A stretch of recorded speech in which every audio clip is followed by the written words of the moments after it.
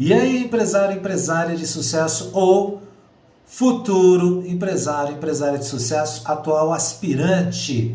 Eu sou o treinador Vez Dimitruk e quero te ajudar a realizar essa conquista. E hoje eu recebi uma pergunta que foi muito inspiradora de uma aluna que está fazendo o PEC 1, o Programa Empresarial Calanet. E essa pergunta foi tão inspiradora que eu decidi até abrir uma sessão nova de aulas no curso, exatamente com esse tema, perguntas inspiradoras que me trazem a oportunidade de agregar valor para o nosso programa. Então, tem módulo novo no curso agora, começando com esse vídeo para responder essa pergunta aqui. E alguns desses vídeos eu vou liberar também para redes sociais, YouTube. Então, se você está assistindo nas redes sociais, vem conhecer o PEC 1, programa completo, programa empresarial completo para você se tornar um empresário, uma empresária de sucesso. Então, bora lá. A pergunta é a seguinte. Ok, boa tarde, Vestal. É sobre o alinhamento que estamos amadurecendo e a tal da cultura da empresa. O alinhamento me parece ser a base ou diretriz para a aplicação prática da cultura, comportamentos que representam os valores da empresa, certo? E quais as sugestões de caminhos, entre aspas, além de escritas nas paredes e páginas, exemplo de atitudes para disseminar essa cultura em tempos de gestão e trabalho remoto? Uau, que pergunta legal, que pergunta inspiradora. Então vamos lá, para a gente contextualizar, para poder entender a pergunta dela, é o seguinte: essa aluna está terminando a fase de alinhamento da empresa dela. Então ela tem esse sonho de ter uma empresa de sucesso, de ser uma empresária, e ela já fez a parte de alinhamento, está finalizando essa parte. O que é a parte de alinhamento? No nosso PEC 1 é o primeiro módulo, onde a gente vai construir a identidade da empresa, como a empresa é, a base de identidade, que é formada por visão, missão e valores, mais o propósito da empresa. Muita gente, quando vai abrir uma empresa, já sai vendendo. Agora, peraí, sair vendendo é uma coisa, fazer negócio é uma coisa, ter uma empresa é algo maior, é algo mais complexo. E até no momento de eu criar um produto, eu preciso que esse produto reflita a identidade da empresa. E aí que começa a questão. Porque qual é a identidade da empresa? Quando a gente tem uma empresa grande, então a empresa grande tem um grande aporte de capital, tem outras empresas que entram no cenário e já trazem a estrutura completa. Agora, o PEC 1, por exemplo, é destinado a pequenos empresários, pequenas empresárias. Então, o processo é um pouco diferente. Porque quando a gente é um pequeno empresário, como eu sou um pequeno empresário, a gente acaba emprestando a nossa própria identidade para a empresa inicialmente. Isso faz parte do processo. E é a partir do nosso exemplo comportamental que as pessoas naquele sistema acabam com o tempo, vão pegando aquele jeitinho de ser a identidade da empresa. Isso é natural, acontece aí com a maior parte das pequenas empresas, tá? Agora, conforme a empresa vai crescendo, então isso que é um recurso no começo, acaba se revelando um pouco de limitação. Porque para a empresa crescer, precisam entrar outras pessoas na empresa. Então a empresa vai contratar novos colaboradores, vai ter novos parceiros, vai ter, às vezes entram sócios novos. Então o que acontece? Começa a ter aqui uma certa confusão, e essa confusão começa a acontecer na cabeça dos colaboradores, porque, sabe, uma pessoa não é igual a outra. Então é natural que na transmissão de um conceito abstrato como valor, por exemplo, você entenda de uma forma diferente da forma que eu entendo. Digamos que eu falo aqui do valor honestidade. Eu vou entender de um jeito, você vai entender de outro. E a gente precisa atuar naquela compreensão comum que a gente tem daquele determinado valor. Agora, isso vale para qualquer outro valor: aprendizado, conhecimento, liberdade e tudo mais. Então, a empresa constrói a sua identidade a partir de valores. Na verdade, tudo tem a ver com valores. O cliente vai comprar um produto pelo valor que aquele produto vai agregar. E o colaborador também vai escolher trabalhar numa determinada empresa porque aquela empresa o ajuda a conquistar um determinado valor. Quando a gente fala de valores, valores é a base que regula todos os nossos comportamentos. E aí que é importante entender que a gente não nasce com valores instalados. Valores a gente vai aprender com as pessoas que já estão no sistema. Então, por exemplo, é a mamãe que ensina, lava a mão antes de comer. Por quê? Porque precisamos ter higiene. Dá bom dia para as pessoas. O papai fala, olha, por quê? Porque precisamos ter educação, respeite os mais velhos. E é assim que a gente vai aprendendo valores quando a gente é criança. E a gente aprende valores do pai, da mãe, do tio, da família inteira. A gente aprende valores também na escola, a gente aprende valores na religião, a gente aprende valores com a sociedade. Agora, nós não nascemos com os valores. E como cada pessoa é única e tem o seu conjunto de aprendizados e o valor é uma ideia abstrata, cada um vai ter o seu entendimento, beleza? Só para a gente contextualizar. Então, lembrando aqui qual que é a pergunta dessa aluna. Fala, pô, peraí, como é que eu dissemino essa identidade da empresa para os colaboradores? E colaborador é toda pessoa que trabalha dentro do sistema da empresa. Pode ser a pessoa que é contratada CLT, pode ser uma pessoa que foi contratada como autônoma, por exemplo, ou até mesmo uma pessoa que trabalha terceirizado dentro da empresa pode ser considerado colaborador. Só que também o sócio da empresa, o dono da empresa, é todo mundo que está ali dentro do sistema colaborando para a empresa. Então, vamos lá, eu vou repetir a pergunta aqui para dar um refresh para vocês, para a gente se lembrar da pergunta, ok? Então, o alinhamento me parece ser a base diretriz para a aplicação prática da cultura, comportamentos que representam os valores da empresa, certo? E quais as sugestões de caminhos, além de escritas na parede e páginas, né? Exemplos de atitude para disseminar essa cultura em tempos de gestão e trabalho remoto? É aí que a pergunta fica muito interessante, quando se fala de trabalho remoto. Então, essa é uma pergunta bastante profunda, por isso que eu falei, é uma pergunta muito inspiradora. E, pelo menos para poder responder de uma forma razoável, a gente também precisa entender um pouquinho das mudanças que a gente está vivenciando nesse século XXI, tá? Então, vamos fazer uma pequena recapitulação de história, voltando aí no século XX, ok? Bom, no século XX, na passagem do século XIX para o século XX, a humanidade sofre uma transformação muito grande, que a gente chama hoje de era industrial.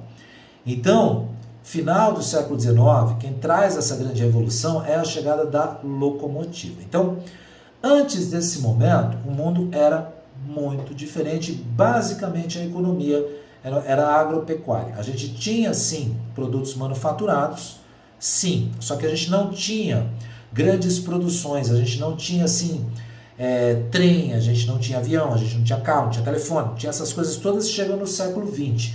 Junto com o século XX chega essa chamada era industrial, onde a gente começa a ter as fábricas, as linhas de montagem que permitem a fabricação de produtos manufaturados em larga escala, ok?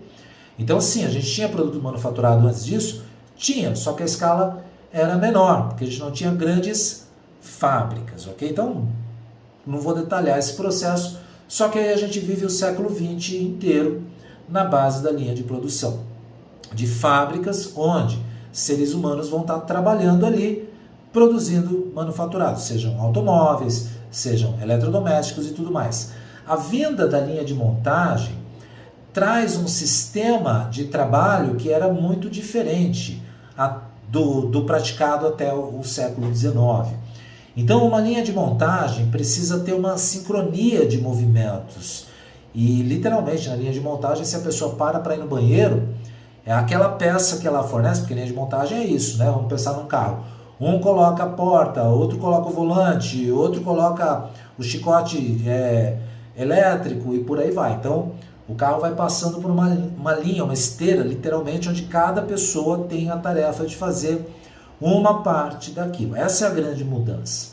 Então, até o século XIX, você até tinha produtos manufaturados, mas cada um fazia o produto inteiro, era bem diferente.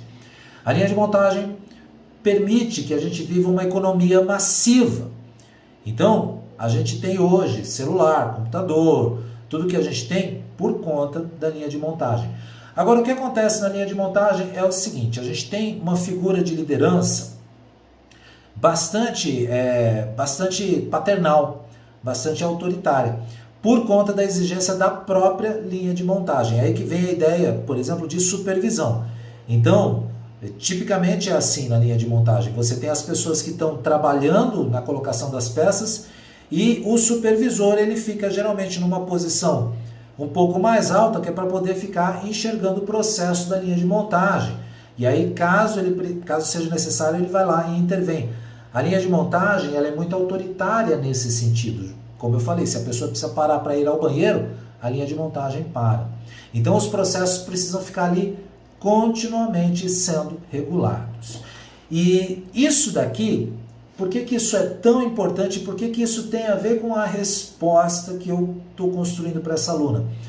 Porque a gente passa a ter aqui processos de normatização. Então, junto com a linha de montagem, chegam as grandes normatizações. E toda empresa tem algum tipo de normatização, de procedimentos, literalmente procedimentos. Então, eu vou contratar uma pessoa para trabalhar na fábrica e vou passar para ela uma lista de quê? De procedimentos. Ó, você deve fazer assim, assim, assim, assim, assim, assim, assim. E dessa forma, esses procedimentos já estão transmitindo como é que a empresa funciona, o jeito de ser. Então aqui eu quero fazer um parênteses para explicar o que é cultura organizacional. Cultura é um conjunto de crenças e valores. Assim como eu tenho a minha cultura, você também tem a tua cultura. A gente tem a cultura de uma família. Então, por exemplo, na família A, a gente pode até viver no mesmo lugar, tal, só que já é um pouquinho diferente da família vizinha. E se você vai para um outro país, você vai perceber diferenças de cultura, você vai viver um choque cultural, porque as coisas são muito diferentes. Até mesmo aqui no Brasil, alguns gestos que a gente faz aqui, em outro país, podem ser ofensivos. Gestos que são normais, né, comuns na nossa cultura, mas que numa outra cultura podem ser ofensivos. E a mesma coisa acontece, né, com uma outra pessoa que vem do Brasil. Esse gesto aqui, por exemplo, nos Estados Unidos significa ok, beleza. Aqui no Brasil significa uma outra coisa. Então essa é uma diferença de cultura, uma diferença nas crenças e valores. E a empresa também tem a sua própria cultura. Toda empresa tem a sua própria cultura, que tem a ver com isso, com a identidade da empresa. Aí, como eu falei, numa pequena empresa, inicialmente é o fundador, é o proprietário, o dono da empresa, que vai emprestar a identidade dele ou dela, que serve de modelo cultural. Então, pensa num pequeno mercadinho. Não, pequeno mercadinho é ótimo. Pensa no mercadinho, ok? Aí, digamos, eu vou lá e abro o mercadinho. Eu contrato algumas pessoas para trabalhar, só que eu estou lá, presente. Então, eu penso que aquele mercadinho tem que funcionar de uma determinada forma. Então, por exemplo, eu penso que é importante respeitar os clientes, falar bom dia para os clientes, sorrir quando atende os clientes, beleza. E aí como penso que isso é legal, eu começo a instalar essa cultura na empresa. Então eu vou pegar e vou treinar os meus colaboradores. Quando o cliente entrar no estabelecimento, sorria, seja gentil, trate as pessoas com respeito. E nisso eu estou transmitindo valores. Como eu sou o modelo, eu também tenho que agir dessa forma, porque as pessoas vão começar a copiar o meu comportamento, tá? Beleza. Então, com o passar do tempo, aquele mercadinho, o atendimento, a forma de funcionar, começa a ter a cara do dono ou da dona. Por exemplo, nesse exemplo eu, que estou dando o modelo. Agora, o que acontece? O mercadinho cresceu. Eu preciso agora, quero abrir uma filial do mercado. E como é que acontece? Eu sou só uma pessoa, não dá para estar em 2 lugares ao mesmo tempo. Eu não sei como fazer. Se você sabe, me ensina que eu quero aprender. Mas eu só consigo estar em um lugar. Então, o que eu vou fazer? Eu vou agora lá para a filial, eu vou pegar aqui uma pessoa que já está de acordo com essa cultura e ela vai ser responsável por manter essa identidade em ação, enquanto eu vou lá agora fazer o mesmo processo, ou seja, transmitir essa identidade para o pessoal lá da filial, beleza? Então é assim que tipicamente o quê? A grande maioria, talvez 99% das pequenas empresas começam a crescer. Agora, se a empresa começa, é uma filial, 2, 3, 4, esse processo começa a ficar mais desafiante. Então, quando você pensa numa empresa gigante, pensa no McDonald's, por exemplo. O McDonald's tem quantas lojas? Milhares de lojas pelo mundo inteiro. Agora você vai em diversas lojas do McDonald's e você tem a mesma cultura de empresa, a mesma imagem, o mesmo jeito de atender o cliente. Então, como são milhares de lojas e são muitos donos, centenas de proprietários diferentes, porque cada loja pode ser de um dono diferente. Como é que esse processo, então, de transmissão dessa cultura acontece? Ele acontece na forma de treinamento e desenvolvimento. Então, a resposta é treinamento e desenvolvimento. Beleza? Agora, seria muito fácil se essa resposta fosse tão simples assim. Porque quando eu sou aquele dono de mercadinho, que eu estou lá olhando o pessoal trabalhar e eu vou lá e ajusto, isso aqui faz assim, isso aqui faz assado, essa caixa tem que ficar aqui, essa prateleira tem que ter produto, tem uma prateleira vazia, não pode ficar prateleira vazia. Eu estou treinando aquelas pessoas. Agora você percebeu, a empresa começa a crescer, tem uma filial, outra filial, já não dá mais apenas para o dono fazer essa transmissão. Tem pessoas que entram, tem pessoas que saem, e cada pessoa que entra numa empresa leva um tempo até se adaptar à cultura daquela empresa. Isso é natural. Então, a cultura da empresa, a cultura organizacional é exatamente isso. É o jeito de ser da empresa. Como é que eu vou fazer? Por isso que eu falo para o pequeno empresário, para a pequena empresária, que é muito importante e preferencialmente no começo já construir essa identidade da empresa, que é definida pelo quê? Pela visão, missão, valores e pelo propósito da empresa, ok? Cada uma na sua função, que é a visão, que é a missão, valores, propósito. Você está fazendo o PEC, não está vendo o trabalho que esse processo dá. Agora, quando você termina o processo, você tem ali, digamos assim, vou falar assim, né, do jeito que a gente falava no século XX, no papel, a identidade da empresa refletida. Agora dá para responder a pergunta da aluna. Quanto tempo aqui para preparar o terreno. Então, beleza. Quando eu estou indo trabalhar numa empresa em que, digamos, eu entrei numa empresa para trabalhar e já tem pessoas que estão trabalhando lá há um tempo, há 2 anos, 5 anos, 10 anos, 20 anos. Então, eu vou seguir o modelo comportamental dessas pessoas e dessa forma, pouco a pouco, eu vou também adotando aquela cultura. Isso acontece comigo, com você, com todo mundo. Se você já entrou numa empresa para trabalhar, você percebe, no primeiro dia, você está assim meio, poxa, né? Eu ainda não estou me sentindo encaixado aqui no sistema. Agora, quando você já está lá há um tempo, 1 ano, 2 anos, 3 anos, já é natural o teu comportamento. Você não precisa mais ficar olhando lá o quadrinho de visão, missão e valores. E, aliás, se você não sabe, é para isso que serve o quadrinho visão, missão e valores. É para dar justamente essa diretriz. O desafio aqui é que muitas vezes esse quadro não é bem construído e dá muita margem para conflito. Então, esse padrão, digamos assim, de identidade que a empresa está construindo com o seu alinhamento é o padrão que deve ser transmitido para todos os colaboradores da empresa. Não é importante que o colaborador decore a frase da visão, a frase da missão. Não, ele não precisa decorar. Mas ele precisa entender, ele precisa saber na pele, ele precisa praticar aqueles valores. Porque cada colaborador da empresa é um representante daquele sistema, daquela marca. E o cliente, ele não está vendo. Quando ele vê uma pessoa com um uniforme, com um crachá da empresa, digamos, eu estou no mercado, eu vou falar com uma pessoa, com um atendente, com o caixa, com a pessoa da padaria, para mim, aquela pessoa é representante daquele sistema. Então, se aquela pessoa me distrata de alguma forma, eu fico bravo, não é com a pessoa, eu fico bravo com o sistema. Eu falo, naquele mercado, aquilo não é legal. Talvez, tendo essa consciência, eu pense, poxa, talvez não seja o mercado, talvez seja aquela pessoa que está um pouco desalinhada.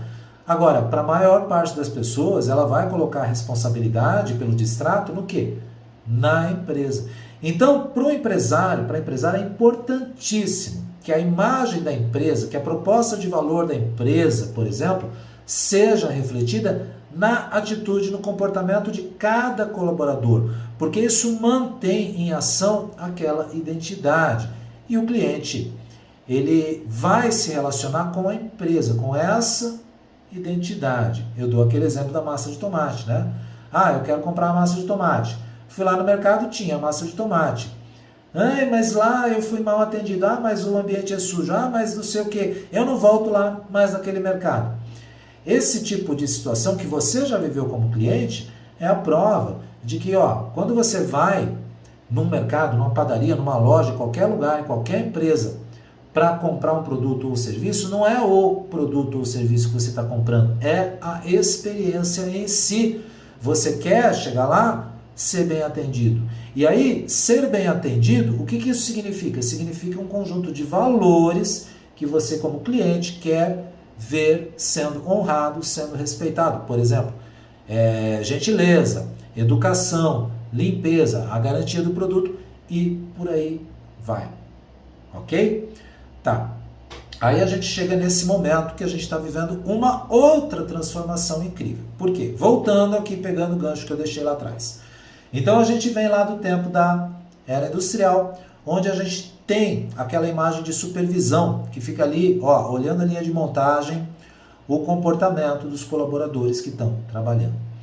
Esse modelo de liderança, que vem dessa ideia de supervisão, é um modelo de liderança na qual o líder, o gestor, ele está ali em cima do liderado, falando, você tem que fazer assim, ele está supervisionando o trabalho do liderado.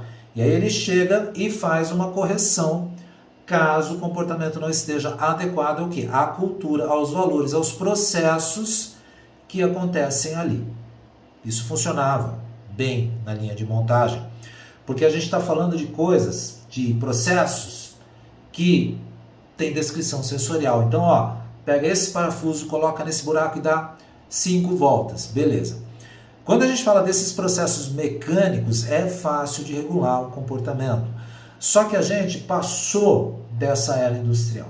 E hoje a gente vive um momento muito diferente. E você pode verificar isso em qualquer situação. Então, o que é tão diferente nesse momento? É justamente a mudança nas relações trabalhistas. E isso cada vez mais fica mais significativo. Porque esses processos de trabalho mais robotizados, como eram necessários na linha de montagem, por exemplo, a pessoa ficar apertando o mesmo parafuso por 40 anos, isso daí está sendo trocado por um robô. Então, que bom, né? Porque agora, ser humano vai poder fazer trabalho de ser humano, não precisa mais fazer trabalho de robô. Pensa nisso. Então, peraí, a gente vive num tempo em que o colaborador de uma empresa, para a maior parte das empresas, já não é mais suficiente que o colaborador apenas saiba fazer o trabalho dele. Ele precisa ter outras habilidades, habilidades que a gente chama de soft skills, de habilidades humanas. Ele precisa se comunicar, ele precisa ter rapport, ele precisa saber conversar com as pessoas, ele precisa ter um bom relacionamento com o colega de trabalho e por aí vai. E ele também representa os valores da empresa. Valores que antes, no tempo da linha de montagem, eram percebidos pelo modelo. Agora a gente chega no momento em que o ser humano está passando a ter o que é tão diferente da linha de montagem. Mais especificamente, está precisando ter processos decisórios. As pessoas precisam tomar decisões. É isso que está mudando. Hoje, praticamente qualquer colaborador precisa ter um senso de tomada de decisão. E quando eu estou trabalhando para uma empresa, as minhas tomadas de decisão devem seguir os valores, as diretrizes da empresa. Então, o alinhamento da empresa, visão, missão, valores e propósitos, dá origem à cultura da empresa, mas não só. Dá origem à ética da empresa, dá origem ao código de conduta da empresa, dá origem a um modelo de como é que os colaboradores devem tomar decisões na empresa. E isso é uma mudança incrivelmente grande. É gigante essa mudança. Porque do ponto de vista da empresa, como é que a empresa vai medir a atuação do colaborador? Se o colaborador tem um processo mecânico, digamos que ele tenha que colocar por dia 100 cartas dentro do envelope e fechar o envelope. Digamos que o trabalho desse colaborador é esse, é pegar, dobrar o papel, colocar no envelope e fechar o envelope. Ele tem que fazer isso 100 vezes por dia. Então, no final do dia, a empresa olha e fala, olha, ele fez 100 envelopes fechados, então ele atingiu a meta dele. Tá. Isso está fácil de medir, porque o processo de dobrar o papel, colocar no envelope e fechar o envelope é facilmente mensurável. Agora, quando o colaborador precisa tomar decisão, então ele precisa atuar a partir dos valores. E por que ele precisa tomar a decisão? Porque cada vez mais a liderança, na verdade, está mudando. Então, aquela ideia da supervisão já não é mais tão prática. Porque digamos que eu tenha uma equipe de vendas, e aí os meus vendedores foram para a rua vender, e eles estão lá no cliente. Já pensou se ele precisar me ligar para me perguntar se pode dar um desconto para o cliente para fechar negócio, mas eu tenho 20 vendedores na rua, se 20 precisarem ficar me ligando, eu não vou conseguir fazer mais nada. Então eu preciso de alguma forma dar autonomia decisória para aquele colaborador. E esse processo não começa agora, eu não vou nem contar a história porque a história é longa, mas ele começa no final da década de 1940, depois da Segunda Guerra Mundial, com a modelagem que os japoneses fizeram na Toyota, que dá origem a Kanban, Kaizen, Just Time, um monte de processo, um monte de ferramenta de gestão que dá origem à palavra empoderamento, ou seja, empowerment, ok? Palavra que hoje está na moda, no mundo do coaching, treinamento e desenvolvimento, mas ela tem origem nesse momento, porque é a grande mudança que os japoneses perceberam, os japoneses da Toyota perceberam e implementaram, e a Toyota de fato assumiu a liderança no mercado, né, na produção de automóveis, a partir desse modelo que começou lá no final da década de 1940, depois da Segunda Guerra Mundial, que tem a ver com isso, dar poder de decisão para o colaborador. Esse processo começa na década de 1940 e hoje a gente está percebendo o tamanho desse negócio. Porque empoderamento significa isso, você ter poder de decisão dentro daquilo que é da tua competência. Essa ideia não é do século XXI, é do século passado. E essa ideia tem origem com essa modelagem da Toyota. Porque eles perceberam que nas fábricas da Ford gastava-se muito tempo, muito recurso e muito retrabalho quando um carro chegava no final da linha de montagem e apresentava um problema. Então o controle de qualidade acontecia depois do carro pronto. Aí, cara, os japoneses não tinham tempo nem recursos, estavam quebrados depois da Segunda Guerra Mundial para fazer isso. Então, eles decidiram criar uma metodologia onde a pessoa que está colocando aquela peça, ela tem poder de tirar o carro da linha de montagem caso a peça já dê um problema. E isso muda todo o sistema de logística de tudo. E aí, hoje, quando você tem uma drogaria, uma farmácia, se você ficar observando, você vai ver que 2, 3 vezes por dia vai caminhão lá entregar produto naquela farmácia. Você poderia pensar, por que não vai uma vez por semana? Porque iria custar mais caro. Agora, tudo isso tem origem lá na modelagem da Toyota, nas fábricas da Ford. Pois é, essa história é longa, não vou contar aqui. Agora, resumindo a ideia. Quando você pega hoje, e chegando agora na pergunta dessa aluna, que ela fala, poxa vida, tá, quando o meu colaborador está aqui trabalhando do meu lado, eu estou olhando o comportamento dele. E aí, caso não esteja adequado, eu posso ir lá e fazer uma intervenção. Agora, e quando o colaborador está trabalhando na casa dele, via home office, como é que eu faço para transmitir a identidade da empresa, a cultura da empresa para essa pessoa? Claro, a empresa tem que colocar assim, plaquinha na parede com visão, missão e valores? Sim, no site, na tela. Agora, isso é suficiente? Não, não é suficiente. Porque, nesse caso, a pessoa está remota e ela não está ali do lado da outra pessoa que tem mais experiência para ir fazendo essa modelagem de identidade. Então, a coisa fica bem mais desafiante. Isso, e não é que não seja desafiante quando a pessoa está no mesmo ambiente, agora fica mais desafiante no remoto. E muitas experiências têm sido feitas. Então tem muitas empresas, por exemplo, que estão procurando controlar o comportamento do colaborador que está trabalhando home office com programas que ficam verificando se ele está realmente no sistema da empresa, ficam monitorando os sites que ele entra para ver se ele não está gastando o tempo da empresa, o tempo de tela inativa, enfim, uma série de processos de controle para poder manter ali o liderado, né, controlado, né?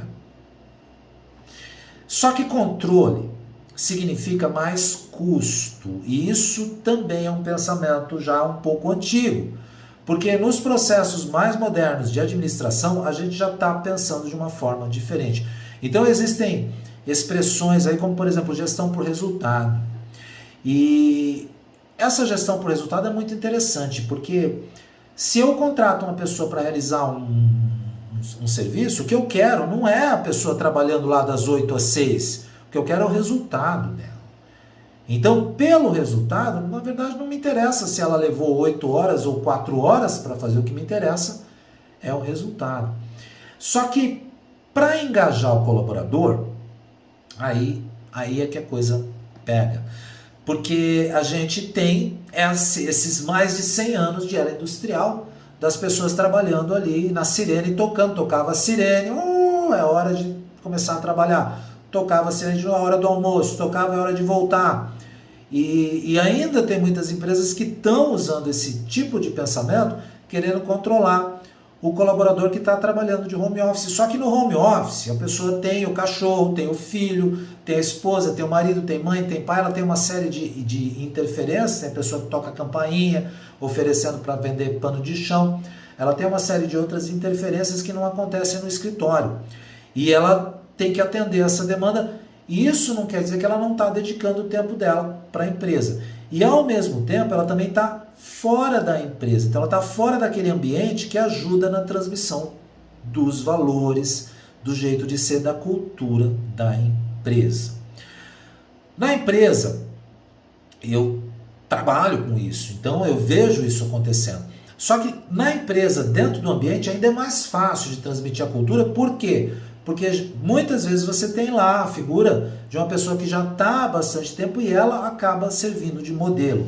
Mas não é o ideal. O ideal, e o que responde essa pergunta é 2 palavrinhas, T&D, treinamento e desenvolvimento. Então, uma coisa é o processo de alinhamento da empresa, construir visão, missão, valores e o propósito. Outra coisa é dar um treinamento para os colaboradores entenderem a visão, missão, valores e propósito da empresa. E talvez isso ainda não seja suficiente. Por quê?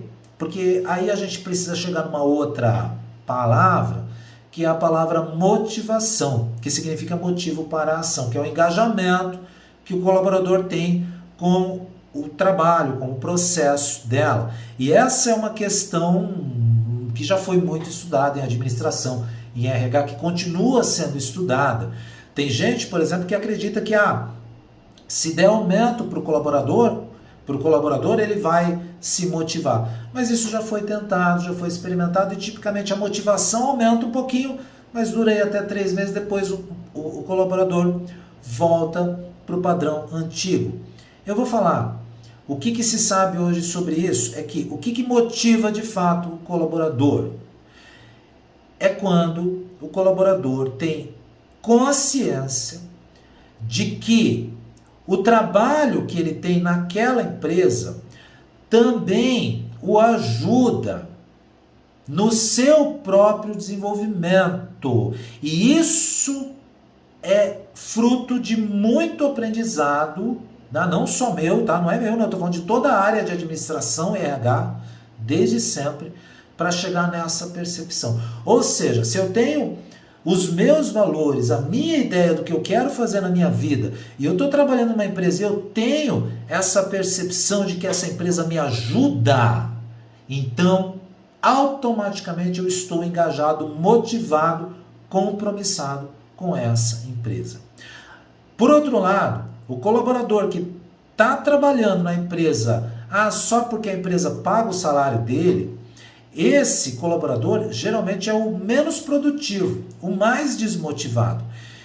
E aí você percebe a ideia aqui da linha de montagem. Na linha de montagem isso não é muito relevante. A pessoa pode estar lá super engajada ou a pessoa pode estar de mau humor, Desde que ela esteja colocando aquela peça e mantendo a linha de montagem, beleza. Mas quando a gente chega na empresa, no mundo do século XXI, no colaborador do século XXI, é diferente. Porque cada vez mais as pessoas precisam praticar processos decisórios. Isso não está diminuindo, isso está aumentando. Porque cada vez mais a gente está deixando de lado trabalhos robotizados. Então, cada vez mais as empresas têm necessidade de pessoas que sejam pensantes. E quanto mais pensante é a pessoa, mais consciência ela tem do que é importante para ela na vida dela. E se você tem um colaborador que está trabalhando só pelo salário, esse colaborador ele não está completamente engajado com a visão, missão e valores da empresa. Então, como é que você engaja essa pessoa? Aí é que vem de novo a mesma resposta: treinamento e desenvolvimento. Então, tem que fazer o processo de alinhamento, tem que fazer, construir essa identidade, tem que transmitir essa identidade para os colaboradores. E aí, no mundo ideal, tem que também chegar junto de cada colaborador e ajudá-los, com também outra expressão que também está bem em voga hoje, que é com o processo de gestão da própria carreira. Ou seja, a empresa precisa ajudar os seus colaboradores a se desenvolverem. E aí, lá na primeira aula do PEC 1, eu coloco isso como um indicador de uma empresa de sucesso, que a empresa de sucesso investe no desenvolvimento dos colaboradores. E falo assim que investir no desenvolvimento dos colaboradores é investir no desenvolvimento da própria empresa. Agora, isso não é apenas dar um treinamento de comunicação, dar um treinamento de venda, dar um treinamento de liderança. Isso significa também ajudar o colaborador a, de alguma forma, enriquecer a sua própria experiência de vida. Esse colaborador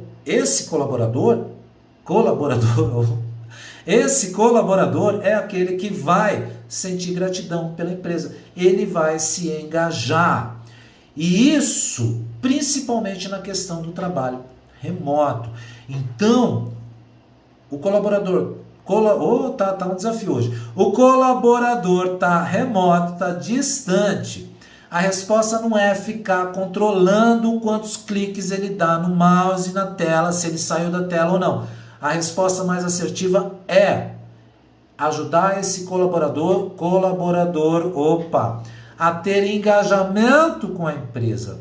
É isso, ele deve ter orgulho, satisfação. Para isso, ele precisa ver, ouvir e sentir que a empresa está ajudando ele a viver uma vida enriquecida, uma vida boa. E não é apenas com a questão do salário, é com a questão dos valores que ele também tem, dos sonhos que ele tem, da própria visão que ele tem na vida dele, coisa que a maior parte das pessoas nem sabe do que é que eu estou falando, mas você deveria ter também a sua visão de vida, a tua missão de vida, o teu propósito. Você deveria também conhecer os teus valores, para saber quem você é, para saber quais são os teus sonhos. Então, muito mais do que ficar colocando papelzinho na parede, sitezinho bonitinho, falando assim que a gente está preocupado com um mundo melhor, não sei o quê. Muito mais assertivo do que isso é você dar treinamento e desenvolvimento para os teus colaboradores, ajudando eles e elas ao quê? A se encontrarem, a se descobrirem como pessoas, com os valores que têm e descobrirem o quão valiosa é essa experiência que a gente chama de vida. Então, se a tua empresa ajudar o teu colaborador a enriquecer a própria vida, tu pode ter certeza que ele vai, de bom grado, modelar essa cultura da empresa tranquilamente, facilmente. Ele vai querer isso. Agora, antes que você me pergunte, eu já vou falar. Isso vale para todo mundo. Eu vou fazer isso e todos os meus colaboradores vão ficar motivados, engajados e tudo mais? E eu vou já responder não. Não vai. 100% não vai. Por quê? Porque, infelizmente, tem gente que realmente não está nem aí para nada, nem para a própria vida. Infelizmente. Então, sabe, a gente faz o melhor possível. Agora o que eu vou te falar é que se você chegar Numa porcentagem, por exemplo, de 70% de engajamento já está muito bom. Porque 70% puxa 30%. E 30% não puxa 70%. Então, a tua empresa vai para frente. Beleza? É isso aí. Perguntas inspiradoras. Valeu. Um grande beijo para você. Se cuida. Até mais.